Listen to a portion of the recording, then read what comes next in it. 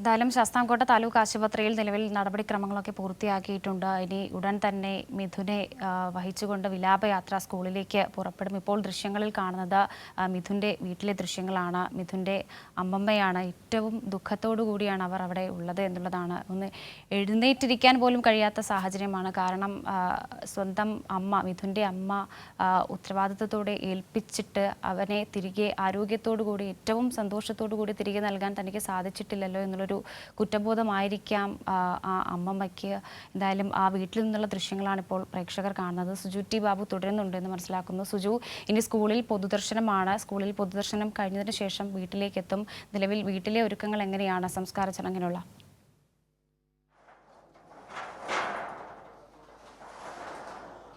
വർഷ വൈകിട്ട് 5:30 കൂടിയാണ് സംസ്കാര ചടങ്ങുകൾ നടത്താനാണ് നിലവിലെ ഒരു പ്ലാൻ ചെയ്തിരിക്കുന്ന ഒരു കാര്യം. ഇപ്പോൾ ആദ്യം സ്കൂൾ പൊതുദർശനം, അതിനുശേഷം ഉച്ചയോട് കൂടി തന്നെയാണ് പൊതുദർശനം അവസാനിപ്പിച്ചു വീട്ടിലേക്ക് മൃതദേഹം എത്തിക്കും. ഇതിൻ്റെ സ്കൂളിലും വലിയ ക്രമീകരണങ്ങൾ ഏർപ്പെടുത്തുന്നുണ്ട്. സ്കൂൾ വിദ്യാർത്ഥികളൊക്കെ ഒരുപക്ഷെ സ്കൂളിലെത്തിയായിരിക്കും അന്തിമ ഉപചാരം അർപ്പിക്കുക. കഴിഞ്ഞ ദിവസം ഈ അപകടം ഉണ്ടായ ശേഷം മന്ത്രിമാരായ KN ബാലഗോപാൽ, വിദ്യാഭ്യാസ വകുപ്പ് മന്ത്രി V ശിവൻകുട്ടി ഉൾപ്പെടെയുള്ളവർ ഇതിൻ്റെ വീട് സന്ദർശിക്കുകയും കുടുംബാംഗങ്ങളെ ആശ്വാസം പകരുകയും ചെയ്യുകയും ചെയ്തിരുന്നു. ധനസഹായം പ്രഖ്യാപിച്ചത് കൈമാറിയിട്ടും ഉണ്ടെന്നാണ് നമുക്ക് ലഭിക്കുന്ന വിവരം. ഇപ്പോഴും വീട്ടിലേക്ക് എത്തുമ്പോൾ നമുക്ക് ഇവിടെ നിന്ന് എത്തുമ്പോൾ ആ വീടിൻ്റെ ദുഃഖം നമ്മുടെ വാക്കുകൾക്കപ്പുറത്തമായി ആ ദൃശ്യങ്ങളിൽ കൂടെ തന്നെ വ്യക്തമാണ്. എത്രത്തോളം വലിയ ദുഃഖത്തിൽ കൂടെയാണ് ആ കുടുംബം കടന്നു പോകുന്നത്. ഇപ്പോൾ നമുക്ക് കാണുന്ന ദൃശ്യത്തിൽ മിഥുൻ്റെ മുത്തശ്ശിയുടെ ദൃശ്യങ്ങളാണ് ഇപ്പോൾ നമ്മൾ കണ്ടുകൊണ്ടിരിക്കുന്നത്.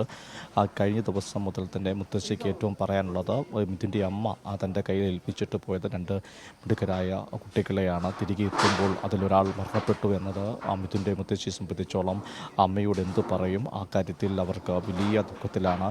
മാത്രമല്ല തൻ്റെ അമ്മ, മിഥുൻ്റെ അമ്മ വിദേശത്തേക്ക് പോയ ശേഷം ഒരമ്മയായി കൂടി തന്നെയാണ് മുത്തശ്ശി ഈ 2 കുട്ടികളെയും നോക്കിയിരുന്നത്. ഒരാളുടെ ജീവനാണ് ഇപ്പോൾ നിർഭാഗ്യവശാൽ പൊലിഞ്ഞിരിക്കുന്നത്. അത്തരമൊരു സാഹചര്യത്തിൽ കൂടിയാണ് കടന്നു പോകുന്നത്. അതുകൊണ്ട് തന്നെ ആ മുത്തശ്ശിയെ സംബന്ധിച്ചോളം ഇതൊന്നും തന്നെ അംഗീകരിക്കാനുള്ള മാനസികാവസ്ഥയിൽ കൂടിയല്ല കിടക്കുന്നത്. തൻ്റെ പ്രിയപ്പെട്ട കൊച്ചുമകൻ്റെ വേർപാട് ആ കുടുംബത്തെ ആകെ തളർത്തിയിരിക്കുകയാണ്. പ്രത്യേകിച്ച് മുത്തശ്ശിയെ തളർത്തിയിരിക്കുകയാണ്. കഴിഞ്ഞ ദിവസം ഈ സംഭവം അറിയുമ്പോൾ മുതൽ ഉള്ള അവരുടെ അവർ വിതുമ്പലെല്ലാം നമ്മൾ ദൃശ്യമാധ്യമങ്ങൾ നൽകിയിട്ടുമുണ്ട്. അതിൽ കൂടെ എല്ലാം ജനങ്ങൾക്ക് കണ്ടിട്ടുമുണ്ട്. ഇപ്പോഴും ആ വീടിനുള്ളിൽ ഏറ്റവും മിടുക്കനായ ഫുട്ബോൾ കളിയിൽ വലിയ സ്വപ്നങ്ങളുണ്ടായിരുന്ന മിഥുൻ ഇപ്പോൾ അല്പസമയം രാജ്കുമാർ അവിടെ നിൽക്കും പറഞ്ഞുപോലെ NCCയുടെ പ്രതീക്ഷിച്ചാണ് ആ സ്കൂളിലേക്ക് പോയത്. അങ്ങനെ ജീവിതത്തെപ്പറ്റി വ്യക്തമായ കാഴ്ചപ്പാടും വലിയ സ്വപ്നങ്ങളും പേറിയുള്ള 13 വയസ്സുകാരനെയാണ് ദൗർഭാഗ്യവശാൽ നാടിന് നഷ്ടമായിരിക്കുന്നത്. ഇപ്പോൾ മിഥുൻ്റെ അമ്മ നെടുമ്പാശ്ശേരി എയർപോർട്ടിലെത്തി. ഇനിയും ഒരു 3-4 മണിക്കൂർ എടുക്കും ഈ സ്കൂളിലേക്ക് എത്താൻ, മിഥുൻ്റെ അല്ലെങ്കിൽ വീട്ടിലേക്ക് എത്തുവാൻ വേണ്ടി. അവിടുന്ന് യാത്ര തിരിക്കും. മിഥുൻ്റെ അമ്മ എത്തുന്ന ആ ദൃശ്യങ്ങളും നമ്മുടെ ഒരു കണ്ണീർ നോവായി മാറിയിരിക്കുകയാണ്.